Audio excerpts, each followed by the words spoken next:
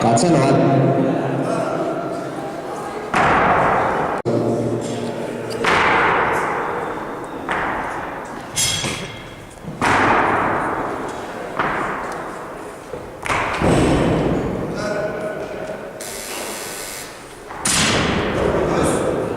Katse loeb. Katse Kevin Kaslauskas.